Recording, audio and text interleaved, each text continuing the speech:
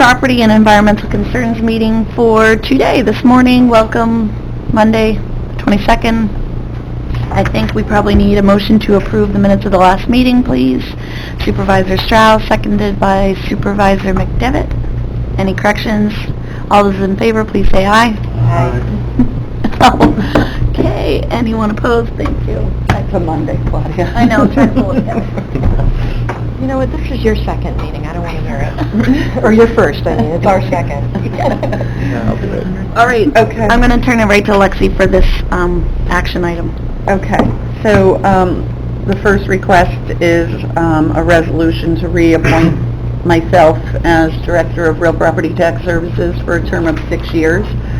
That is something that is per New York State real property law.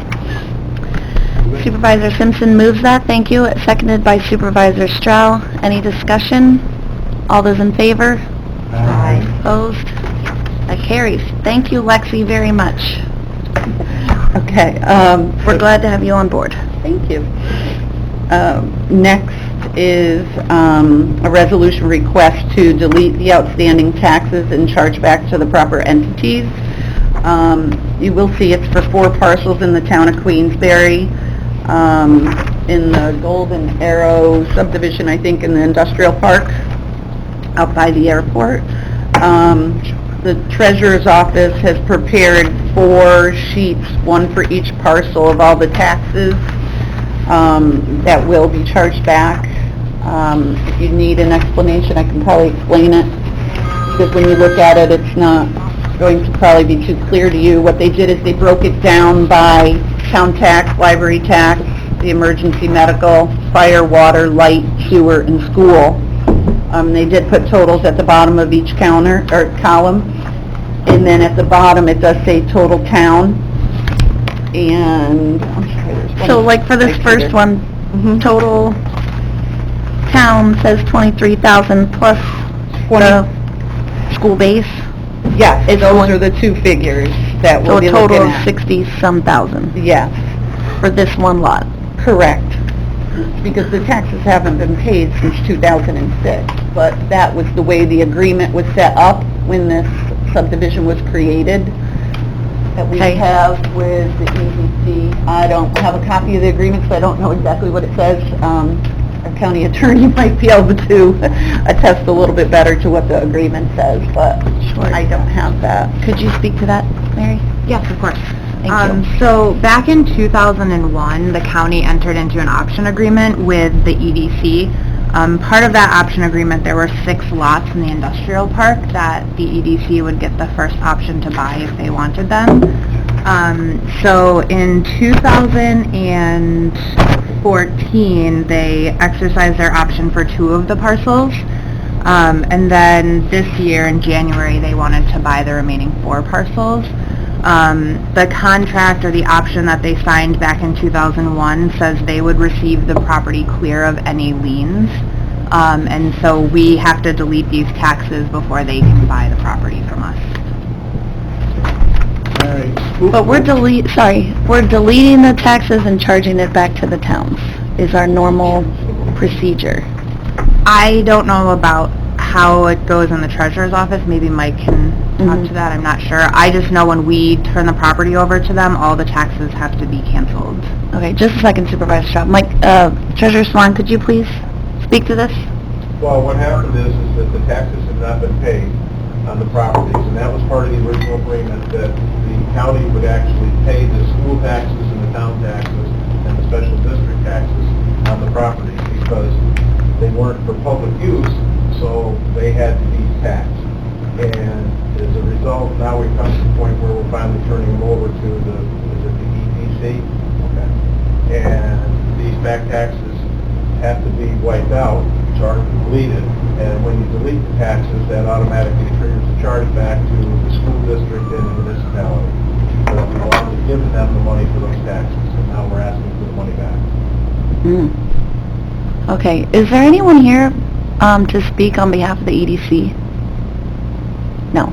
Okay. I'm on the EDC, so is John, but what questions?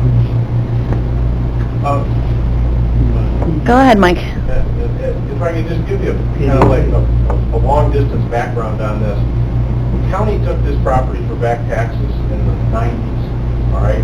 And it was determined because it was so close to the airport and the industrial park that was going on there, that this would be a good place to have another small subdivision of industrial shovel-ready sites. And so that's what this was. And the original agreement was, at that time, that the county would pay the school and the town the taxes until such time as the lots were sold. At that time, they were assuming that it would only take a few years, not 15 or 18. Okay, Supervisor Shaw? So basically, the lien is the county lien on the property. These are county taxes, and so we're absolving the county of paying these taxes as it proceeds in full ownership of the EDC. It's all of the taxes added together. The county over the years has made the town and the school district whole, so I believe that total, does the total also include the county's taxes? Not here. Not here. Charge back to ourselves. Oh, right, that makes sense, yeah. No, but according to the original 2001 agreement, the county was going to pay these taxes? The county was going to make the town and the school districts whole Well, no, there before. wasn't anything in the agreement about that, because by law, if the property is not for public use, parks or whatever, and is owned by a municipality, then they have to pay the taxes on the property.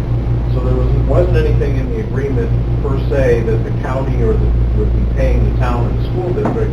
That was automatically deferred to real property tax law. Okay, this is clear as Go ahead. mud. All right. Hold on. Go ahead, Who Supervisor was Shaw. paying the taxes? The county paid, County. Warren County was paying the taxes. but not the county taxes. Or Well, did we pay the, Pay okay, it ourselves, yes. okay. So we're absolving the taxes for town library, the medical, fire, water, light, sewer, school. Well, actually, can I just clarify, the deletion of the outstanding taxes would just be for going forward, correct? Well, they've already been paid, why do they need to be deleted? Because the taxes are not listed as being paid. Right. We have paid the town and the school district those back taxes. It's just like if it was a tax delinquent property. Right. It's the same thing. Okay. We never foreclosed on it because it was our own property. Okay, Yeah, this is why the county manages the foreclosures. When a taxpayer doesn't pay, the county makes the other units whole, so the county ends up holding the lien, okay, Basically, Supervisor these McDermott. taxes are not paid. right? Will the town pay interest to the county for outstanding? No, it doesn't look like there's any interest added here. Including any No. interest or penalty. No, it's just... Do you have the right to not include interest? Kevin? Yeah, they can just go to the base tax amount that was originally charged. So it's optional? I think it's just that you don't. No, it's not An optional. option. Whenever there's unpaid taxes, every month, there's an additional interest and penalties are added on. By the way that the law is set up, when we charge back, we can only charge back to the base tax. So all the interest and everything that we were showing is not part of this. Okay, Supervisor Garrity, did you have something? Well, I think you need to stay consistent. Whatever you do here, you need to stay consistent with what you've done in the past. And that's what we're doing. If other communities, and I know we pay back taxes on occasion on property, I just wish we stayed consistent. That is the intent here. Do we have any further questions, Supervisor Shaw? I'm sorry, Supervisor Garrity, go ahead. But I think, just so I'm clear, every community in the county, the portion of whatever we pay in our county tax went to pay these taxes, correct? So my Well, 3%... we gave that money to the municipality and to the school district to cover that. Right, but you took it out of county tax. Yeah, it comes out of we take it out of the general fund and pay that. Essentially, it's cash, but on our books, it's not an expense because we still have it balanced out as being owed to us. There's a balancing on the books, there's a balance. Okay, I got you. Yes, Supervisor Shaw. All right, well, let's just take one piece of property, that 303.12-1-9.3, the first one. Okay. All right, so it says on there that the town owes $896.44, Correct. because the town hasn't paid taxes on this piece of property since 2011? No, that is the town portion that the county would have paid to the town to make you whole. Who owned the property? County. Warren County. And It's taxable property. the county paid us $132 in 2011. Yes. Right. So the county, since 2011, has paid the town $896.44. Right. Correct. Now, they're saying, I want my money back. Right. Yes. Huh? But the town, that's only $900. The school has to pay $45,171.98 back? $42,216.80, the last figure, because it's the base tax. Oh, okay. Well, okay, so $42,000. The school has to pay that to the county? Yes. But the school... I don't get it. I think it's the state tax law. I'll take some public comment. Go ahead, Mr. Whitehead. Just to add some clarity to this, the law requires that a public hearing be held prior to the transfer of land to a not-for-profit language. That indeed happened back in 2001 when they discussed, I don't know, there was maybe a 5-year option or something like that, which then expired. It has been extended several times since then under the same terms, except obviously the date, which is the biggest thing in an option anyhow, without any public hearings. So there haven't been any public hearings on this in, 18 years. I believe a public hearing is in order before you can even allow this land to be transferred to the EDC. It'd be nice if the EDC were here to set that point of view.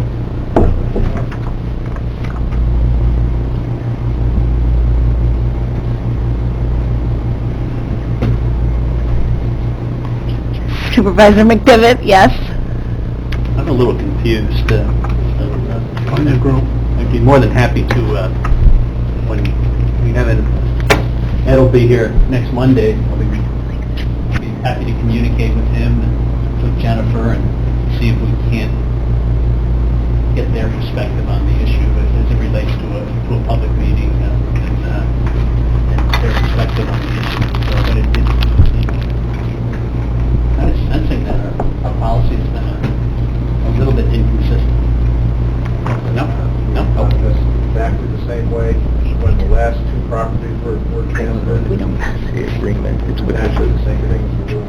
the reason why we're not actually having to go to the... All right, I do, this came onto our agenda State law. fairly recently, within the last week, right, Lexi? So I'm not feeling too comfortable about moving forward today, so I think what we're going to do is try to get some more information, make sure that we're doing it properly, make sure that everything is in place from 18 years ago, and we'll bring it back to committee next time. Okay? Sorry, Mike. All right. All right, good. No action taken on that one. Okay. I just want to give a quick update on the Mullins property. Not this past week, but the week before. ATL was out there Thursday and Friday, and they did go back out on Monday as well, so they were out doing the asbestos testing. It'll probably be a month before I hear back from them with results. If it's sooner, then hopefully I'll be able to bring it to next month's committee and let you know what they find. But at this point, I just know they were there. I met them there for 3 days, and they did, samplings all over, up on the roof, the bricks, the inside, right around the windows. talking, there we go. So they were there and did do quite a bit of testing, so we'll just have to wait for the results on that. I am also on the, I don't have it noted here, but on the Chester one, I'm waiting to hear back from the guy at the state. He was out on paternity leave, so he was supposed to be back in the office today. So I'm hoping that we can keep progressing on the Chestertown property as well, but I won't know more until I talk to Patrick. So we'll update for those. Next on the agenda is the discussion for the amendment to Resolution 259 of 2017, which is the terms and conditions. You have, if you look in your packet, you have it there towards the middle, the exact language. We have been discussing this back and forth. I think the last changes that we made were on the third page. Paragraph 6F. Thank you. Mary, do you want to give us an update on, I don't think anything has changed since you last. I could speak to it. We had a meeting with Charlie Wallace and the county attorney just to make sure everybody was on the same page. So we had already discussed putting in certificate of compliance or certificate of occupancy. I think we added the words if required because the date of the initial construction may or may not have required those documents to be there in the first place. We always had that this would be subject to board approval to take action to take the property back. We're not tying our hands. We have the ability to look at that case by case and see if we want to take it back. And the extension would be, we just clarified that it would be up to 24 months additional. Okay. Any discussion from the committee? Okay. Public comment? I know we have at least one person here. Go ahead, Mr. Ludeman. Okay, if you could go to the podium, that would help everyone be able to hear you better. I apologize. For those who don't know me, my name is Matt Ludeman. Claudia asked that I come here. Apparently I did somebody a favor, which is I alerted the Bar Association for Warren County that this was being discussed, and none of the other members of the association ever contacted me, but Claudia said, well, have you seen what they're doing? I said no, so she sent it to me. She asked me to comment, and I did, and I left my notes at home, so I'm doing this from scratch. So just in no particular order, I'm not here advocating for anyone, or I'm not here for the Bar Association. I'm just a citizen of Saratoga County talking to you guys. Obviously it affects my practice because I do practice in Warren County. Recently Bolton and their statute for their septic goes into effect September 1st. The town of Queensbury's for waterfront residential property is already in effect. The committee, I think, has to consider, or the county has to consider, if you take title to properties, those statutes say the seller shall have septic inspections, and if they fail, they're required to be brought up to snuff right away. There's no exceptions as far as I know in the Queensbury law. I'm not aware that there's any exceptions in the Bolton law. So one of the things, and I'm not telling you what the solution is here, I think the committee is going to have to think long and hard. When you take foreclose on properties now for taxes, how are you going to comply with those statutes? And again, talking to people in the communities, and there's a lot of, obviously, town people here, I assume other towns will follow Bolton and Queensbury's lead. It's, you know, so that's one concern I raised. It appears as it's currently drafted, it requires the purchaser to bring the property into compliance with an existing certificate, a CO,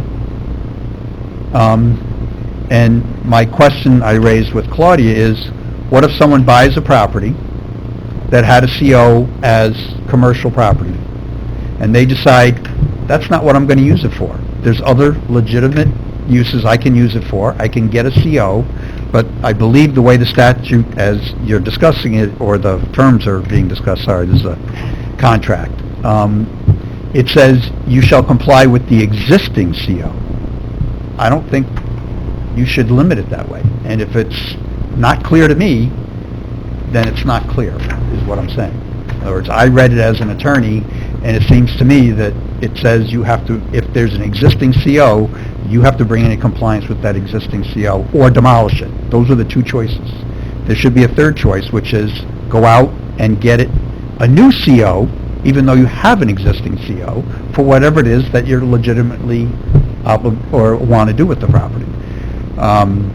The other thing is, and this was touched on a little bit, is the concept that the county, under the terms of sale, can come back later and say, we're going to try and reacquire the property. Title insurers, lawyers, anything that smacks of a right of reverter or any other term you want to use makes people nervous. I understand the concept here is to bring the properties which may have been neglected for long periods of time back up to snuff. I think it's part of a bigger problem, which is zombie properties in general, which the city and the towns, to certain degrees, are all addressing. So I think your conversation here is, while you're addressing the properties that are passing through your ownership, you also have to think of it more in the general terms of zombie properties, and how do you enforce your zoning and building codes? Is the remedy there, rather than, in effect, tainting the property that passes through a tax foreclosure and say, we may not have the right to come after you? And how long do you have that right to do that? 2 years? In other words, if the 2 years goes past and the person doesn't bring it up, how long does the county have to bring an action? You say in the contract that you can't transfer the property unless you comply. A deed gets presented to the county clerk has to take it. It doesn't matter what's in your terms of sale, the county clerk has to take it. So my concern is there's some unintended consequences, and I think it really needs to be thought through. I understand the general purposes of it, and I'm not saying you shouldn't do it. I'm just saying think long and hard and carefully and make sure that you don't create more problems. One of the questions I have as a title agent is, how am I easily going to look up to find that a property that went through tax foreclosure satisfied your requirements in that terms of sale? Is there going to be an index that I can go online like I can for deeds in the ImageMate? Are they going to be recorded in the miscellaneous records? Are they going to be recorded in the deed records? Am I going to have to make an inquiry to the county attorney's office and they're going to keep a list? These are just practical things. In other words, how do I know if my client wants to buy one of these properties, not from the county, but from the person who bought from the county, that I don't have to worry about the fact that they didn't comply with the terms of sale? There's got to be an easy, convenient, central way for attorneys and title companies to check that. And again, if you're going to keep in a provision that says the county can take the property back, I guess you want a do-over, you want to sell it again to someone who may bring it back up to snuff. There's got to be some way that we can check very easily, very conveniently for both the county and the people who are doing the searching, that it's either been complied with or it hasn't been complied with. And I think there's also got to be a statute of limitations or some other specific that says if the county decides to act, how long do they have to act? There's got to be some certainty, because if there's uncertainty, it's going to make it harder for people who bought from you to go to sell. I realize that's only the people who haven't complied, but again, the whole idea is you don't want the property to just sit there, especially if you're not going to act. Are you going to make a decision within a certain time period that you're going to act or not act? And if you decide not to act, are you going to make that public? Or is that just something you're going to keep under your hat and with the idea that maybe you'll change your mind later? Those are just some of my thoughts. I've never been a municipal attorney. I don't know how to draft municipal statutes. I do contract law, and I just think that what you have now is the present draft has too many ambiguities in it, and they need to be tightened up. Otherwise, you're going to be having issues as you go down the road. Thank you for coming and providing your comments on on what we've got so far. I think one of the comments that I have about the certificate of occupancy, it doesn't say existing, so, but we could change it to say, must obtain either a new CO or demonstrate compliance with the existing certificate of compliance or certificate of occupancy. But that does not answer your question about where that will be indexed or recorded, that there is compliance or not. So I think that's something logistically that we've talked about a little bit, but we haven't come up with a solution. I mean, one of the problems is that the city and Queensbury manage their own COs. It's not, does not come through the county. So that is going to be a problem. Oh yeah, that's true. So it would just be Queensbury because the city does its own foreclosures. Okay, Supervisor Dickinson, then I'll come over to you. Matt, have you Here. made those points painfully clear to the county attorney? No, I thought he just asked me to come today, and I have not had any conversations. As you said, I'm doing someone a favor and turn into a bigger favor, and here I am. Have you memorialized those? Have they written down? Is that something you I did write my comments, and I emailed it to Claudia. They're in an email, yes. Okay. Have you given that to Mary? No, not yet. I would suggest you give it to Mary and have Mary respond. Yeah, I think Mary has some thoughts to share now. You would? Go ahead. Oh, sure, right now. So in terms of the statute of limitations, there is a statute of limitations on how, first we have to send a letter to the delinquent tax, or the person who's not in compliance with this section. We would have to send them a letter within a certain statute of limitations. We've been talking about this issue for so long, I've forgotten what that is, but there is a limit on that. And then when you send the letter, which is a requirement to getting the property back, you have a year to start the action from that letter. And if you miss that time frame, we can't ever take it back. Our rights are gone. In terms of the how would you know if they had complied with this, the deed is going to have a restriction in it, and until they come to us with their certificate of occupancy, once they do that, we'll release the restriction in the deed. So it should be filed right under the deed. But again, until we put this into practice, we're not going to actually see how it goes. And it might not go well, but we don't have to do this. So there is a document that will be recorded that says that the CO has been met and our restriction is released. Yep. Okay, that's helpful. Yes, Administrator Moore? I just had a point to make on compliance with the local septic laws. That's not an issue with this policy, it's an issue with foreclosures in general. Mm-hmm, yeah. Okay, Supervisor McDevitt, I know you had your... Just one quick observation. I thank you, Attorney Luton. I appreciate your comments this morning. I think the general principle that at least Queensbury and Bolton have assumed is that upon closing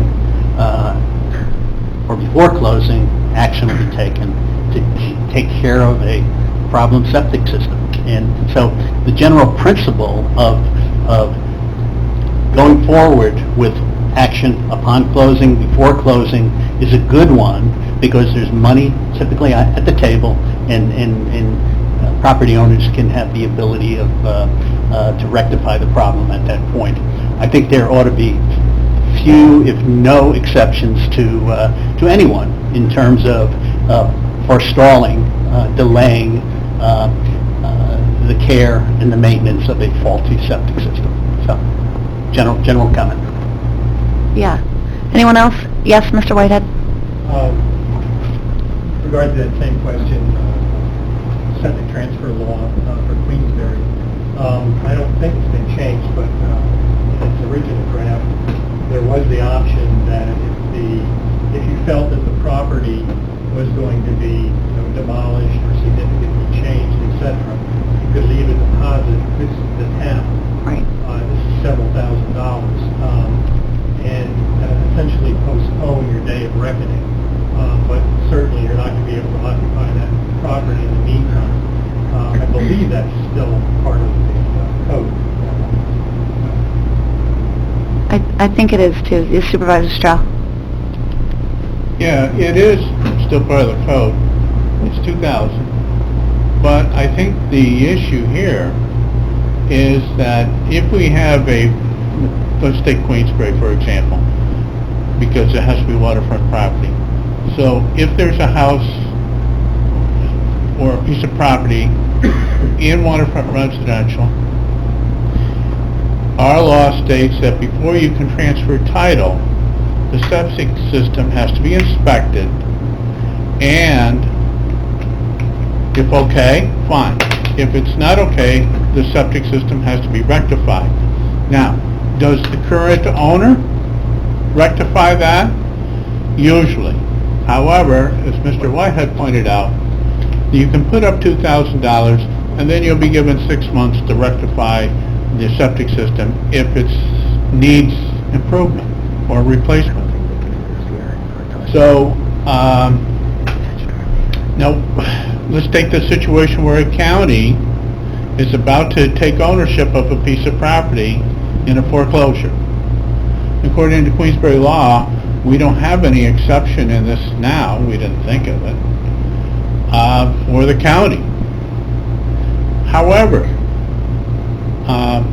as Mr. McDivitt points out, if there's people living in this residence and the septic system is faulty, we want to get that fixed. So, do you give the county an exemption to allow a faulty septic system to remain faulty? No. I mean, if the county's going to take possession of it, that septic system has to be rectified, if there's people living in it. However, if you have a residence where nobody's living in it, so therefore the septic system isn't being contributed to, and therefore in theory, maybe it's not contributing to the pollution of the adjacent water body. I don't know. We could think this through.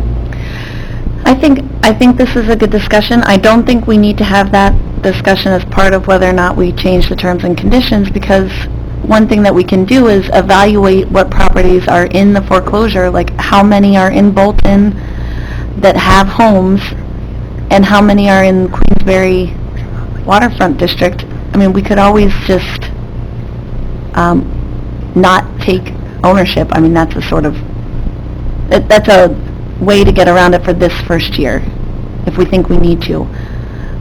My question is, does the committee want to pass this change to the terms and conditions and require compliance with the CO? Whether, I would like to change that language just to say existing or new. Do that. Okay, right there in the, where we have if required in bold already, yeah. So is there anyone who wants to make a motion, or do we want to think about this further? Yes, Supervisor Lowe.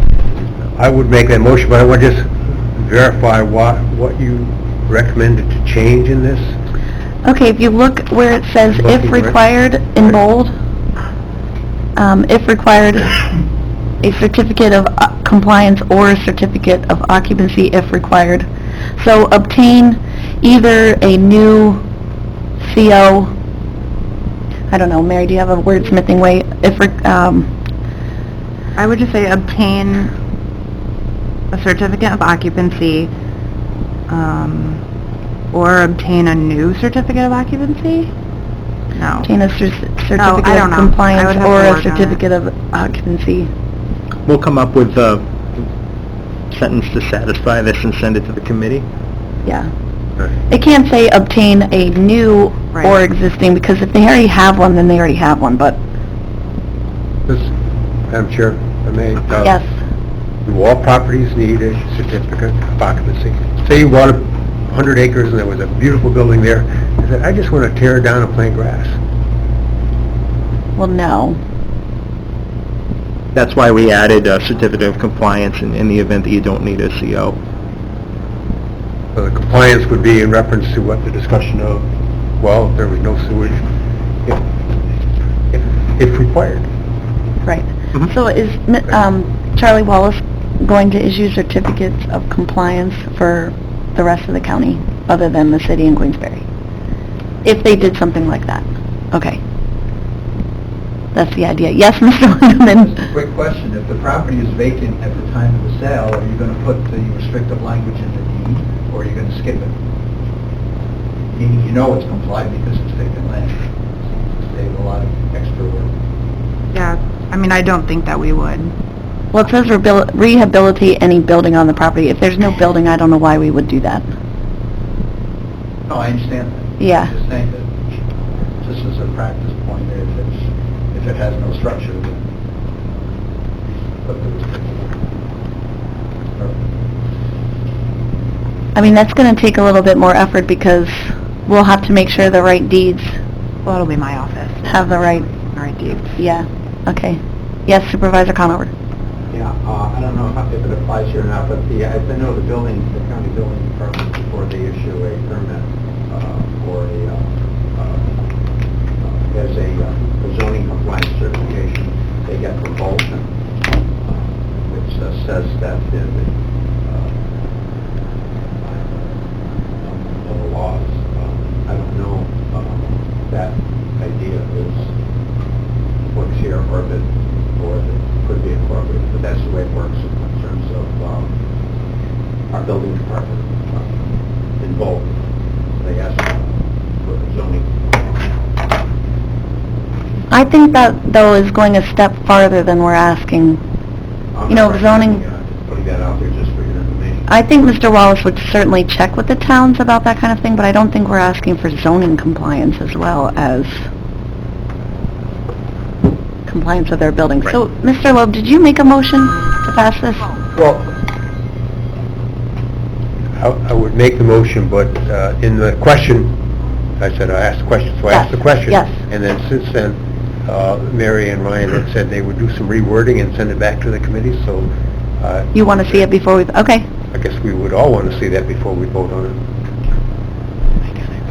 Okay, we can do that. You can do one more round of wordsmithing for us, County Attorney, thank you. And we'll bring it back next month. We'll work on it right now while we're talking about the other issue. Okay. All right. The next issue is CPACE. Okay, this is, thank you, Mr. Ludeman. If you want to stay, you're welcome. You don't have to. Entering into the municipal agreement for the Energize New York Finance Program. This is simply to implement the law that we already passed, allowing private entities, commercial entities, to use this program to finance their energy improvements. Could I have a motion to put this up on the floor? Thank you, Supervisor Stroud. Supervisor Loeb on the second. Is there any further discussion on this? Okay, all those in favor? Aye. Opposed? Okay, thank you, that passes. Great. Okay, I'm going to turn this over to Chris Belden to discuss the Climate Smart Task Force. Yeah, so last time I was here, we chatted about the Climate Smart Communities program, which is a program that DEC sponsors to help communities reduce greenhouse gas emissions and adapt community infrastructure to impacts from climate change. And so since then, the county has adopted a Climate Smart Pledge to become a registered Climate Smart community. I'm the coordinator, and we are preparing an application to submit later this week. So the next kind of phase in this is to create and appoint members to a task force, and so that's what I'm looking to get done today. I've prepared a description of what the task force is going to be tasked with, and then a list of proposed members for that group there.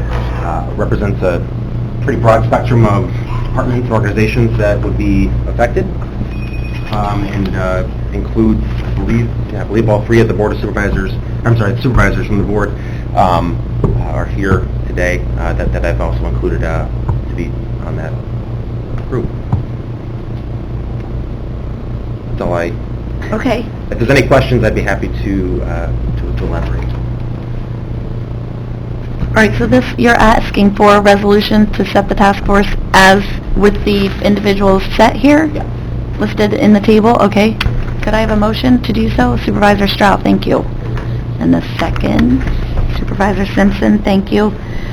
Has everyone had a chance to look at the table? And while you're doing that, Supervisor Leggett? Thank you. This is a question, the town of Chester is proceeding forward with the Climate Smart Community and have to pull together task force.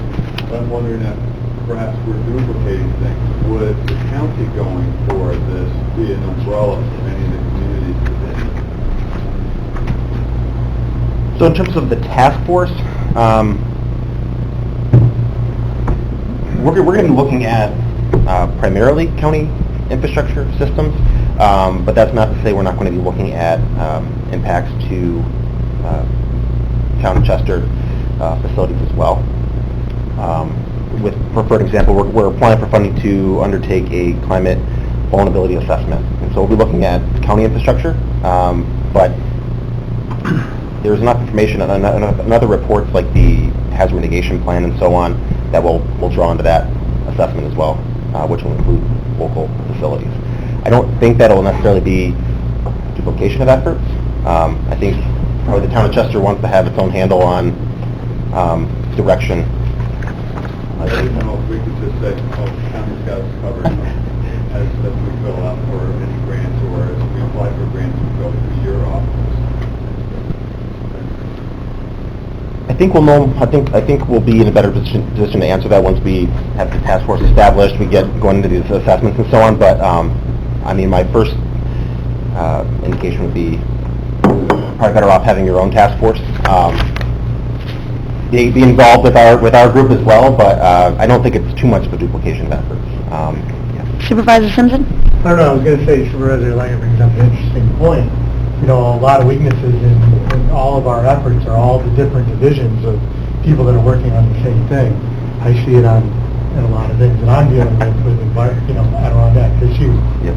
And maybe it makes sense for us to consider doing this as I mean, we already have the shared services agreement, our resources. I mean, you know, we have duplicate meetings on the same thing. We could have a town meeting, we could have a county meeting, but are we really coordinating for the I mean, I would expect end goal? when we're doing these assessment and planning projects, there will be outreach. There will be outreach to the community. You know, if we're looking at impacts in town of work, we're going to reach out to you guys. If you have a task force or the town board or whoever, that we can glean some information from, we will involve you. But I wouldn't want to necessarily say that. I mean, the city of Glens Falls, the town of Queensbury each have these committees, these task forces as well. I know there's probably different priorities that the town of Queensbury has that the county of Warren would have. Right, so right. I think it's probably in the best interest that everybody start taking these steps. But I definitely see the point. We certainly don't want to duplicate efforts if the county is doing something that's going to apply county-wide. However, there are going to be actions that each municipality will want to take on its own. I know that, like, for instance, the city and Queensbury are working together on some actions, but they're also doing some things separately, so we can't, I don't think that the county's task force can take the place of each of the municipalities. And I think at its root, we're going to be focusing, the focus is going to be on the county. So, yeah, one thing that I would like to see us move forward with is community choice aggregation, and the county can only go so far. Each municipality has to do that step on its own. So that we've had a presentation about community choice aggregation a long time ago. If people want to hear from that individual again, we can bring them in. But anyway, my point is we are each going to need to, each municipality, have its own task force and move forward with individual actions. But certainly we should collaborate as much as we can where possible. And I'll take those comments and I'll have a better answer for you the next time we chat. All right, I have a motion on the floor, right? Yes, and a second. All those in favor? Aye. Opposed? Okay, that carries. Thank you. Thank you. Yes, Supervisor McDevitt. Thank you, Claudia. Just in terms of trying to take a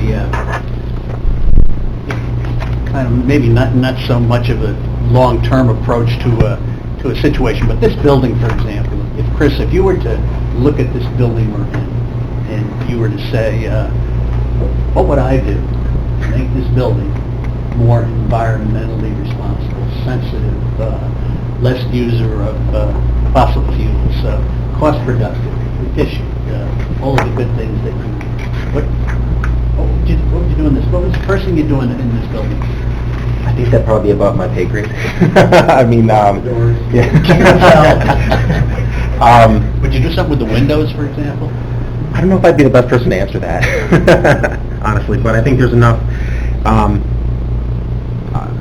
think that's the purpose of this task force, and I think there's enough people. We have a member from DPW. Buildings and Grounds falls under that. I think the idea is to get these people together and start having those conversations. But I don't think,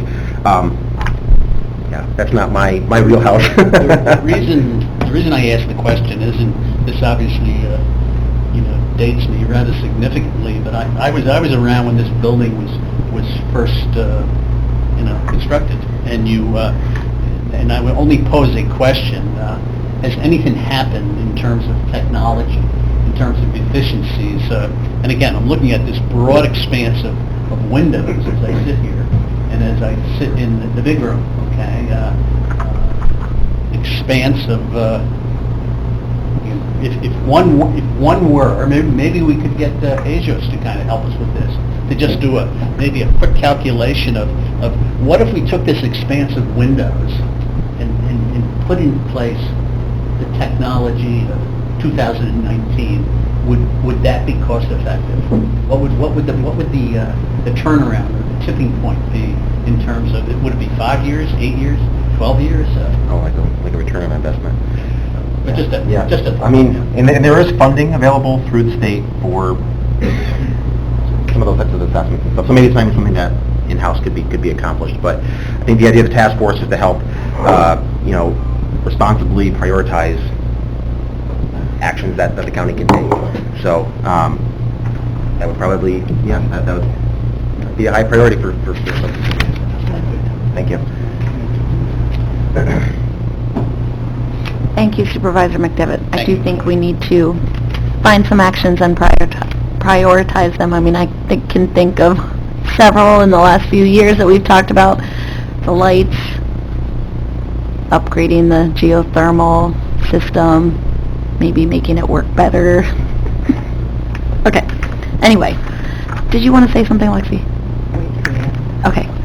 The next item is the Clean Lakes collaboration, and this was brought to us by Supervisor Simpson, as you guys heard, on Friday. So we did try to put it in the agenda.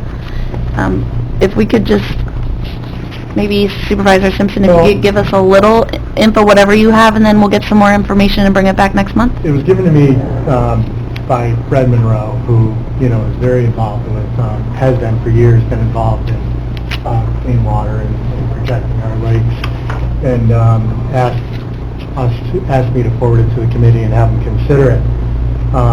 I wouldn't ask for any action today, and just thinking about it a little more focused this morning, I think we really need to read through it and figure out what we want to accomplish, or what we would accomplish by doing this.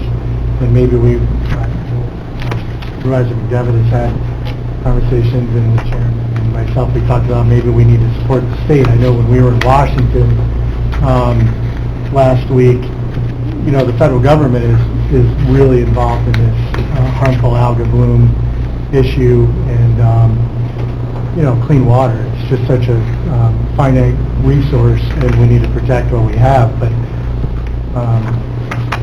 I just picked up on a sentence here that kind of I needed to question here. Maybe question everything that we've been provided. Underline it was 20 pages.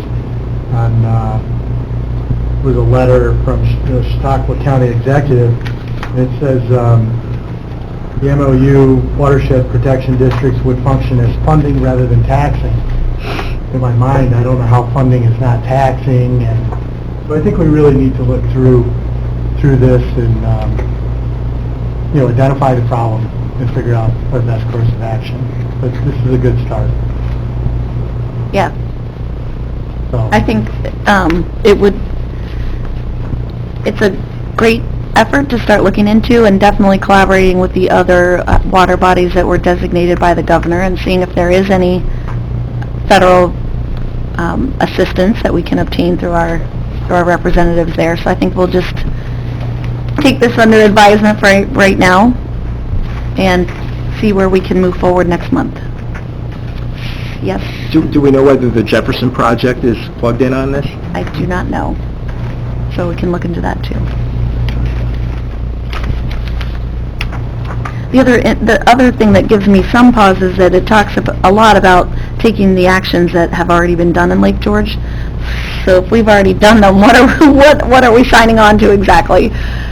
Tell them how to do it. Especially since we have the Lake George Park Commission and we have a lake-wide regulatory body already. I'm not sure. We'll look into it. Thank you Supervisor Simpson for bringing it to us, though. And if Mr. Monroe wants to come and speak to us, that'd be fine with me, too. Okay? If you'll pass that on to him. All right, I think that's the last item on our agenda. Did you have anything else, Lexi? I just wanted to let you all know that next week we'll be out posting properties for the auctions. We'll be in most of your towns. We have just about 110 parcels, maybe give or take a couple. And there's also been a little over 60 extensions that were granted through the treasurer's office through the end of August for people to be able to come in, either go into an installment agreement or catch themselves up. So I do want to just make you aware of that. And also a reminder that last chance meeting is scheduled for the second Monday of the month. Drawing a blank, I don't have a calendar in front of me. Yeah, I think hold it's the 12th. Month, September or August? August. How many people do we have signed up? We only currently have one signed up for the last chance meeting. That is August 12th, so make sure you put that in your calendar. And it's early, it's usually at 9 a.m. That way if people have jobs to go to, we're not holding them up from being able to go to work too long or... Okay. As promised, Mr. Moore did do some wordsmithing on the terms and conditions. Okay, Supervisor Loeb, this is his suggestion. I'm going to read it off, okay? It's in the line that says, must either obtain a certificate of compliance or a certificate of occupancy. There will be a footnote there that says, may show compliance with an existing certificate or obtain a new certificate. Then it'll be if required for all buildings on the property, blah, blah, blah. And that would cover all possible uses of the property, land, buildings, whether the building's there or not. Yes. Okay. Yes, Supervisor Hogan? Are you then getting rid of the fit for the use stated and such? No. We're not suggesting getting rid of anything. Just add a footnote after the word occupancy. I'll make that motion. Okay? Motion by Supervisor Loeb, a second by Supervisor McDevitt. Any further hashing out of this thing that we've had for months in front of us? Okay, all those in favor? Aye. Opposed? That sounded like it carried. Okay? All right, anything further to come before this committee? Motion to adjourn. Yes? Motion by Supervisor Dickinson, seconded by Supervisor Hogan. All those in favor? Aye. Passed. Thank you. We're adjourned. John and Matt.